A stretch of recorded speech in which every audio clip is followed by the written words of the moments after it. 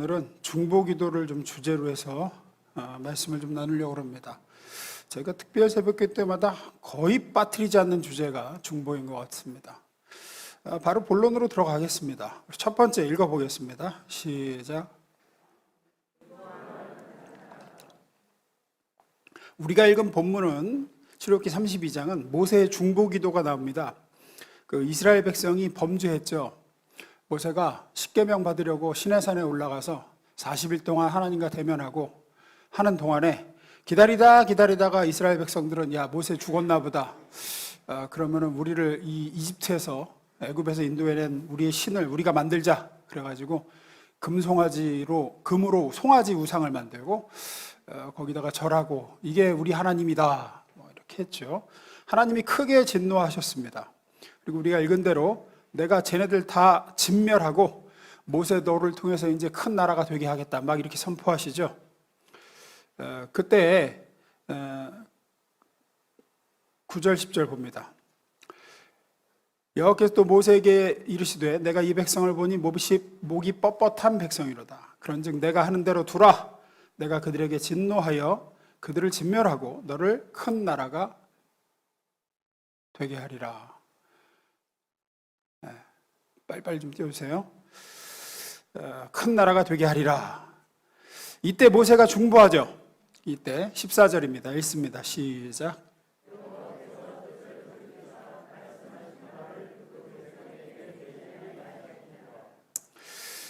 모세가 중보합니다. 하나님 다 안 읽었지만 다 우리가 못 읽겠지만 지금 왜 그러십니까? 여기서 다 죽이시면 하나님의 이름이 뭐가 되겠습니까? 또 이제 언약을 얘기하죠. 하나님 아브라함과 이삭과 야곱에게 하신 맹세 언약이 있지 않습니까? 그러면서 이제 하나님께 이 백성을 위해서 중보합니다. 그러자 하나님이 뜻을 돌이키시고 말씀하신 대로 진멸하지 않으시죠. 민수기에서 비슷한 사건이 나옵니다. 민수기 14장에 보면 가데스바네아에서 야 우리 이제 애굽으로 돌아가자. 이거 안 될 일이다. 이거 우리가 어떻게 가나안을 점령하냐. 막 그러면서 돌아가자 그러죠. 11절 12절입니다. 하나님이 그런 이스라엘에게 진노하십니다. 여호와께서 모세에게 이르시되 이 백성이 어느 때까지 나를 멸시하겠느냐. 내가 그들 중에 많은 이적을 행하였으나 어느 때까지 나를 믿지 않겠느냐. 내가 전염병으로 그들을 쳐서 멸하고 내게 그들보다 크고 강한 나라를 이루게 하리라. 모세가 또 중보합니다. 또 20절. 그러자 하나님이 돌이키시죠. 읽습니다. 시작. 네가 중보에 기도했으니까 내가 용서한다. 그러신단 말이에요. 거의 판에 박은 듯이 닮아있는 두 사건이 모세의 중보기도 사건입니다. 공통점이 뭐냐? 한 사람의 중보가 온 이스라엘 백성을 심판에서 살렸다는 겁니다. 한 사람의 중보기도가 하나님의 진노에서 그들 모두를 구원했다. 하나님이 이 한 사람의 기도를 들으시고 죄를 용서하시고 뜻을 돌이키시고 그랬다라는 겁니다. 소돔과 고모라가 왜 멸망했습니까? 죄가 많아서요? 그죠? 대한민국의 지금 이 시대의 죄도 만만치 않다고 생각합니다. 소돔과 고모라가 결정적으로 멸망한 이유는 어떻게 보면은 기도하는 사람이 없어서 그렇습니다. 아브라함이 10명까지 깎지 않고 더 나갔다 그러면 하나님 소돔을 용서해 주시고 한 번만 더 기회를 주십시오 라고 아마 계속 구했다 그러면 하나님은 뜻을 돌이키실 수도 있었을 것 같습니다. 근데 소돔에는 중보하는 한 사람이 없었죠. 예루살렘이 멸망당할 때도 그랬습니다. 예루살렘도 한 사람에 깨어 중보하기는 기도해 주는 사람이 없어서 망했다라고 성경이 기록하죠. 에스겔서 22장 30절 31절입니다. 우리가 잘 아는 구절입니다. 이 땅을 위하여 성을 쌓으며 성 무너진 데를 막아서서 나로 하여금 멸하지 못하게 할 사람을 내가 그 가운데서 찾다가 찾지 못하였으므로. 이게 무슨 얘기입니까? 그러니까 하나님과 예루살렘 성 사이를 막아서는 사람이 없었다. 중보자가 없었다. 중보기도가 영어로 intercessory prayer라고 해가지고 사이에 끼어들다 이런 뜻입니다. 사이에 끼어들다. 이게 막아서다.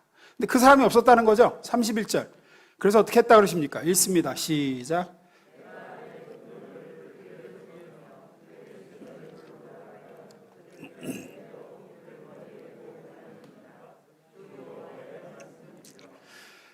예루살렘이 망한 이유도 엄밀히 말하면 죄 때문이 아니라는 거예요. 인간은 늘 죄를 짓고 악했습니다.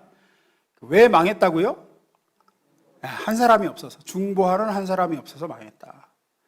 본문에 출애굽한 이스라엘 백성들도 죄가 가볍지 않습니다. 그런데 왜 멸망당하지 않고, 왜 버림받지 않고 하나님은 이들의 죄를 용서하시고 뜻을 돌이키셨나? 그들을 위해 중보기도하는 한 사람, 모세가 있었기 때문이다라는 겁니다. 따라서 어느 공동체든지 중요한 사람이 누구냐, 정말로 필요한 사람이 누구냐? 중보기도하는 사람입니다. 중보기도하는 사람. 가정에서 중요한 사람이 누구냐? 그 가정을 위해 깨어서 중보하는 사람입니다. 한 사람의 중보자만 있어도 그 가정 절대 무너지지 않습니다. 목장이나 교회에서도 마찬가지입니다. 누가 중요하냐? 중보하는 사람이 중요합니다. 일 많이 하는 사람이 중요하죠. 헌금 많이 하는 사람이 중요하죠. 아닙니다. 중보 기도하는 사람이 교회의 가장 큰 자산입니다. 교회는 그분들의 기도로 지켜지고 그분들의 기도로 어찌 보면 평안하고 그런 겁니다. 왜 그러냐면 마귀를 뭘로 제압할 수 있습니까? 돈으로 제압돼요? 돈 줄게 가라. 그러면 마귀가 가나요? 안 갑니다. 돈 줄게 좀 회방 좀 적게 하고 좀 잠잠해 줄래? 마귀는 돈으로 움직이지 않습니다. 안 무서워합니다. 돈으로. 열심히 봉사하면 마귀가 제압당합니까? 아닙니다. 오직 기도하는 사람을 두려워하고 기도로 그리스도의 능력이 임할 때에만 제압이 가능한 게 악한 마귀입니다. 따라서 우리 교회에서 정시 중보기도나 상시 중보기도, 예배 중보기도, 이거 정말 천만금 헌금보다도 중요한 사역입니다. 뭘로 제압할 건데? 예배를 회방하는 세력을 우리가 뭘로 막습니까? 못 막아요. 기도 이외에는 답이 없어요. 기도 이외에는. 잠깐 여담인데 그 노건사님들 이번에 특별 새벽기도 이 세 겹줄 표를 짜다 보니까 예전보다 15명 정도가 줄었어요. 왜 줄었나? 다 연세 드신 분들. 이제 못 나와요. 예전에는 특세 나와서 하다가 코로나 지나면서 이제 건강들이 다 악화되셨어. 다 집에 누워 계시고 더 이상 힘들다 그러시고 벌써 뭐 저희 아버지만 해도 나 안 될 것 같다 이제. 그렇죠. 적은 연세가 아니니까. 그러면 생각난 게 뭐냐면 그분들이 사실은 주일 점심 드시고 코로나 이전에 예전에는 주일 점심 드시고 그 산부 청년 예배를 위해 청년들을 위해 중보하셨어요. 이렇게 교회 그 지하 앉으셔가지고. 근데 이제 그분들이 다 없으니까 지금 생각해보면 그때 산부 예배 뜨거웠다 이런 생각 들어요. 산부 예배 뜨거웠다. 지금하고 달랐다. 중보는 상당히 중요합니다. 한 사람의 중보자. 오늘 다시 본문 보면 애굽에서 나올 때 이스라엘 백성을 200만이라고 하면 한 명의 기도가 200만 명을 멸망과 심판에서 건져낸 얘기입니다. 중보 기도자는 그만큼 중요합니다. 여러분 오징어 게임이란 그 드라마 보셨죠? 아직 안 보셨으면 꼭 보십시오. 그 세계적인 드라마가 됐잖아요. 우리나라가 어디서 그렇게 에미상을 수상하고 합니까? 그 오징어 게임으로 한국 놀이 중에 전 세계적으로 유명해진 놀이가 꽤 있죠. 그 중에 가장 강한 충격을 줬던 게 무궁화꽃이 피었습니다라는 놀이에요. 보셨죠? 이렇게 해갖고 확 돌아보면 움직이면 총 맞아주고. 근데 사실은 룰이 조금 잘못됐습니다. 제가 어렸을 때 기억에는 움직이면은 죽어요. 너 일로 와. 너 움직였지. 이러고 갖고 술래 옆에 이렇게 붙어 있어야 돼. 그래갖고 다 이렇게 술래한테 매여 있어요. 매여 있다가 이제 끝까지 살아남아서 조금씩 움직여 끝까지 살아남아서 술래인 데까지 가서 이렇게 탁 끊어주면 다 살아나요. 걔네들 다 살아나요. 그게 원래는 룰이야. 근데 여긴 총 맞아 죽으니까 뭐 살릴 방법이 없더라고요. 원래는 그게 룰이에요. 원래는 복음적인 놀이라고요. 그 사망 권세의 죄의 멍에 매여 있는 자가 한 사람이 가서 이렇게 딱 끊으면 다 사는 거. 중보기도 하는 사람이 그 한 사람입니다. 다 늘어져 있고 다 영적으로 파산해 있고 깨어 있고 무너져 있고 뭐 죄에 매여 있고 지금 심각한 지경이 있어도 한 사람이 깨어서 그리스도 예수의 이름으로 그들을 위해서 중보하고 기도하면 살아나요. 살아나. 기억하십시오. 한 사람의 중보자가 전체를 살릴 수 있습니다. 어떤 분은 또 그렇게 생각해요. 그 한 사람이 모세였으니까 그렇지. 우리 같은 사람이 뭐 절대 그렇지 않습니다. 구약시대에는 하나님 앞에 나아가 중보할 수 있는 사람이 극히 제한적이었어요. 아무나 중보를 못해요. 이때는 지금 모세가 중보할 때는 아직 제사장이 세워지기 전에, 아론이 대제사장으로 임명되기 전이기 때문에 모세가 이렇게 중보를 하죠. 그러나 그 후에는 이제 대제사장이 세워지고 난 다음에는 1년에 한 번, 구약시대는 대속죄일에 대제사장이 지상소에 양의 피를 가지고 가서 중보했죠. 백성을 위해서. 지금은 어떻습니까? 지금은 누가 중보할 수 있죠? 예, 누구나 합니다. 누구나. 그리스도 예수의 피를 가진 사람은 누구나예요. 마태복음 11장 11절에 이렇게 얘기합니다. 읽습니다. 시작.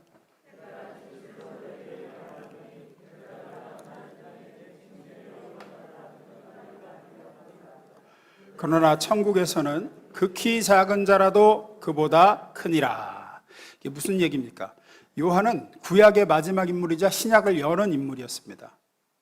따라서 구약 시대를, 예수님 오시기 전까지의 모든 시대를 통틀어서 모든 하나님의 사람보다 가장 큰 사람이 요한입니다. 왜냐하면 하나님의 나라가 임하는 걸 봤고 하나님의 아들이 오는 길을 예비한 사람이었기 때문에 모세나 엘리야보다 사실은 더 큰 자가 요한이다 그래요. 그러나 예수님이 이런 말씀을 하시죠. 이미 나를 통해 하나님의 통치가 이 땅에 임했고,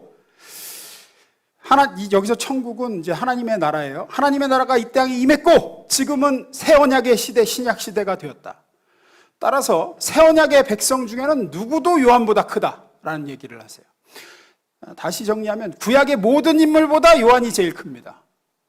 그리고 신약 시대에는 모든 신약의 백성들, 하나님의 어린 양의 피를 가진 하나님의 대제사장이 된 우리들은 누구도 요한보다 큽니다.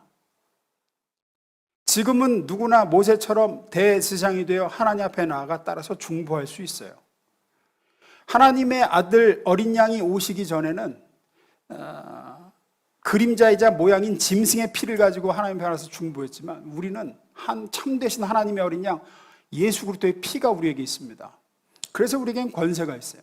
히브리서 10장 1절 14절 1절입니다. 시작. 율법은 앞으로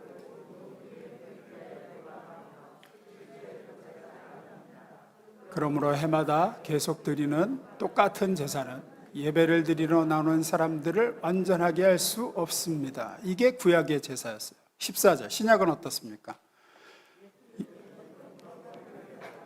한 번의 제사로 영원히 완전하게 하셨습니다. 여기서 예수님이 한 번의 제사로 영원히 완전하게 하신 사람들이 누굽니까? 예, 저와 여러분입니다. 따라서 그렇게 완전하게 된 우리의 중보는 구약시대의 짐승의 피로 불완전하게 의로워진 사람들의 중보보다 훨씬 강력하고 위대한 줄로 믿습니다.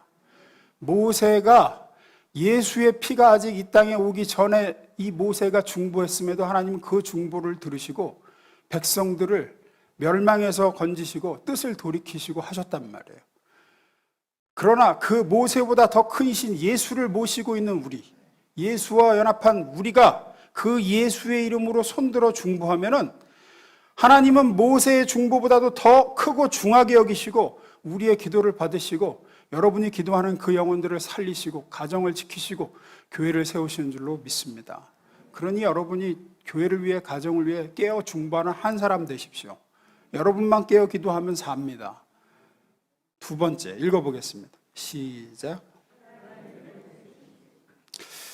앞서 이스라엘 백성이 모세가 십계명 받으러 시내산 올라간 새 금송아지 우상 만들고 하나님이다 그래서 하나님이 크게 진노하셔서 내가 이것들을 다 쓸어버리겠다 라고 하셨단 말이에요.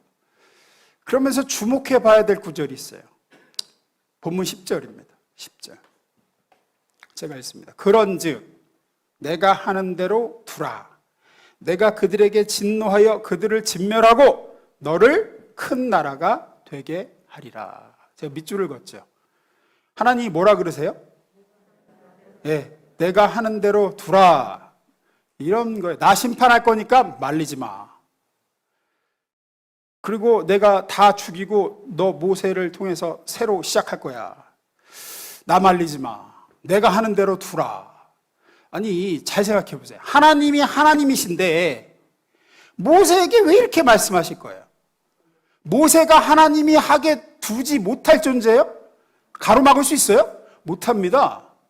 하나님이 하시면 하시는 대로 둘 수밖에 없지 누가 막을 수 있다고 이렇게 말씀하세요. 내가 하는 대로 둬라. 모세야 말리지 마라. 내가 이 백성 모조리 죽여버리시겠다라고 말씀하시는 이유가 뭐예요? 하나님은 모세와 의논하거나 모세의 허락이 필요한 분이 아니란 말이에요. 하나님은 하나님이시기 때문에. 의도가 뭘까? 좀 생각을 해보세요. 여러분 잘 생각해 보세요. 나 말리지 마, 나 말리지 마 라고 자꾸 자기 입으로 말하는 사람은 그 일을 정말로 하려는 사람일까요? 실은 하지 않으려는 사람일까요? 예, 하지 않으려는 사람입니다. 정말로 하려는 사람은 그런 말을 안 해요. 내가 저 자식 죽여볼 거니까 나 말리지 마 하는 사람은 나 좀 말려달라는 의도가 숨어 있는 거죠.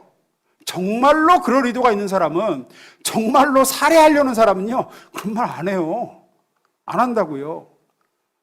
진짜 싸우려는 사람은 내가 진짜 한번 손 볼 거니까 나 말리지 마 이런 말 안 해요. 그냥 손 보지. 그러니까 하나님이 모세에게 내가 하는 대로 두라 라고 하신 것은 네가 나를 말려다오 라고 하시는 거라고요.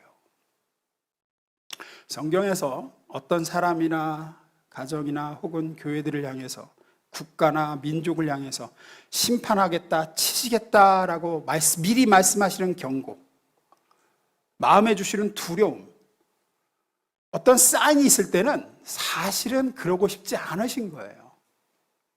요나를 통해서 40일 후에는 니느웨 성이 멸망당할 것이다 라고 경고의 메시지를 주신 것은 이유가 뭘까요? 사실은 그렇게 멸망하고 싶으시지 않은 거였어요. 정말로 멸망시키시길 원하시고 정말로 치기를 원하실 때는 아무런 경고 없이 즉각적으로 심판하셨어요. 레위기 10장에 보면 아론의 두 아들 나답과 아비후가 하나님이 정하시지 않은 다른 불을 가지고 성소에 들어갔습니다. 그들은 아무런 경고도 없이 불타 죽었습니다. 우리가 잘 알다시피 사도행전 5장에 보면 아나니아가 삽비라가 땅을 팔아서 헌금하려고 하는데 하나님을 속이고 했습니다. 역시나 아무런 경고나 사인 없이 하나님은 아나니아 삽비라 부부를 치셨고 그들은 즉사했습니다. 누구에게 하나님이 베드로에게나 야 쟤들이 지금 저런 짓을 하려고 그런다, 내가 쟤들을 치려고 그러는데 나 말리지 마라 이렇게 말씀 안 하시고 그냥 치셨다고요. 그런데 오늘 본문에서는 이스라엘 백성들을 진멸하시겠다고 모세에게 미리 말씀하시고 내가 심판할 거야, 내가 하는 대로 그대로 둬, 나 말리지 마 라고 하는 말씀을 하시면서 모세에게 부담감을 주고 있는 거예요. 이것은 내가 이스라엘 백성들을 저 죄에서 구원하길 원하니 모세야 네가 중보해라 라는 의도라고요. 7절에도 나타나 있죠. 7절 봅니다. 읽습니다. 시작.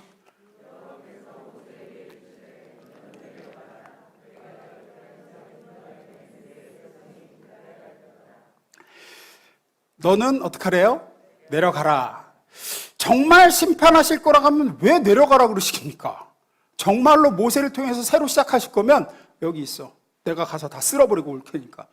내려가라고 하신 이유가 뭐예요? 가서 저 꼴을 네 눈으로 좀 보게 하시는 이유가 뭐예요? 정말로 멸망시키시기로 작정하셨다면 모세한테 내려가라, 저거 봐라, 저 꼴 좀 봐라 하실 이유가 없다고요. 지금 모세에게 보여주시는 것은 뭐냐면, 자 이제 저들의 죄가 저렇게 크니 내 진노와 심판을 막을 자는 이제 너밖에 없어 라는 부담이에요. 나는 네가 동의하지 않는다면 이 무서운 심판을 하지 않을 생각이다. 이제 나와 저 백성 사이에 가로막아 중보할 자는 너밖에 없어 라고 말씀하시는 거예요. 본문 곳곳에 나타난 하나님의 의도를 여러분이 읽을 수 있어야 됩니다. 하나님께서는 모세에게 자 이제 네가 중보자가 되어라. 너의 중보 기도로 내 심판과 진노를 멈추게 하고 저들을 구원해라. 그게 지금 모세야 내가 너에게 원하는 바다 라고 말씀하시는 게 이 말씀 이면에 있는 하나님의 의도예요. 14절 보시면 하나님이 뜻을 돌이켰다는 얘기가 나오죠. 14절 여호와께서 뜻을 돌이키사 말씀하신 화를 그 백성에게 내리지 아니하시니라. 하나님께서 원래 심판하시려고 했다가 자비가 많은 모세의 간청에 설득되셔서 계획을 변경하셨다는 것이 사실은 아니에요. 하나님께서는 원래 생각하고 바라셨던 대로 모세의 중보를 통해 백성을 구원하시고자 했고 그 뜻을 이루신 거예요. 이것은 모세가 하나님과 논쟁을 해서 하나님을 설득하고 하나님 여기서 이렇게 다 죽이시면은 하나님 얼굴이 뭐가 됩니까? 이름이 뭐가 됩니까? 하나님 조상 아브라함과 이삭과 야곱에게 약속하시지 않습니까? 라고 설득하고 하나님을 달래서 하나님의 계획을 변경시키는 데 성공한 이야기가 아니라고요. 애당초 하나님의 계획 속에는 이 백성을 향한 자비와 긍휼과 용서를 베푸실 마음이 있으셨고 하나님은 그 일을 하는 데는 반드시 중보기도하는 사람의 개입이 돼야 함을 가르치기 위해서 모세를 그 계획 속에 집어넣으신 거예요. 중보하도록. 이 일은 지금도 마찬가지입니다. 대단히 중요한 메시지예요. 여러분이 믿지 않는 자녀나 부모나 형제나 친구나 이웃이나 동료들을 향해 그 영혼을 생각할 때 가슴이 답답해요. 마음에 부담이 있어요. 슬픔이 있어요. 그걸 누가 주신 걸까요? 하나님이 주신 거예요. 복음의 메시지는 양면이 있죠. 그리스도 예수 안에 있는 자에게는 정죄함이 없고 심판에 이르지 않는다. 영원한 생명이 있다. 반대로 그 이름을 거부한 자는 영원한 형벌이 있고 하나님과 영원한 단절이 있다. 그래서 그 얘기를 들을 때 내 마음속에 떠오르는 영혼이 있어요. 그래서 아이고 제가 저렇게 영원한 형벌에 들어가고 예수를 알지 못하고 살다가 죽으면 안 되는데 하는 마음이 있다는 것은 그 마음을 하나님이 주셨고 하나님은 여러분을 통해서 그 영혼을 구원하길 원하고 네가 중보해라 라고 말씀하고 계신 거라는 거예요. 하나님은 의도적으로 주시는 경고이고 사인입니다. 그런 거 없이 곧바로 치실 수도 있어요. 곧바로 그 영혼을 그냥 데려가실 수도 있다고요. 경고 없이 곧장 생명을 취하셔서 지옥 형벌과 영원한 멸망에 처하게 하실 수 있어요. 앞서 얘기한 나답과 아비후처럼 아나니아와 삽비라처럼 하나님이 정말로 심판과 멸망을 작정하시면 경고도 없고 사인도 없고 나 말리지 마라 뭐 이런 얘기가 없어요. 그냥 치시고 그냥 데려가세요. 그런데 아직 그 영혼을 치시거나 데려가시지 않고 그 영혼들을 살려두신 채로 믿는 여러분 마음에 그들을 향한 어떤 부담감과 모세에게 주셨던 안타까움과 슬픈 마음을 주신 것은 사실은 멸망시키고 심판하고 싶지 않으니 네가 그 영혼을 위해서 네가 중보기도해라. 너의 개입이 나를 막을 수 있고 네가 그렇게 중보기도할 때 저들을 구원할 수 있다라고 하는 메시지인 줄로 믿습니다. 하나님은 그 사람을 아들 예수의 피로 죄사함과 구원을 받게 하고 싶으신 거예요.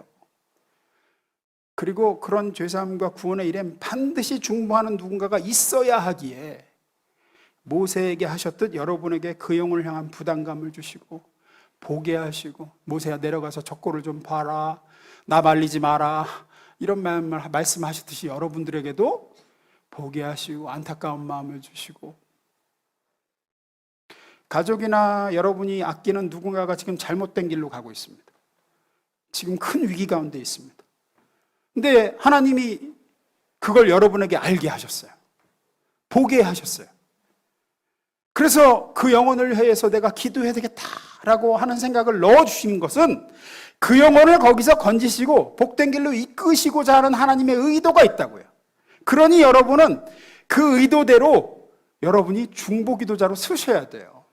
부담감만 가지고 말지 마시고 모세처럼 하나님 저보러 중보하라고 그러시는 거죠 라고 여러분이 중보기도자로 설 때 그 중보기도로 하나님은 그 사람을 돌이키게 하시고 위기에서 건져내십니다. 중보하는 자가 없으면 망합니다. 예루살렘 성처럼 중보하는 자가 막아서는 자가 없으면 하나님은 그 뜻을 돌이키실 방법이 없어요. 다시 말씀드리지만 정말로 치시기로 작정하시면 우리에겐 안타까운 마음이 들지 않습니다. 그 영혼을 향한.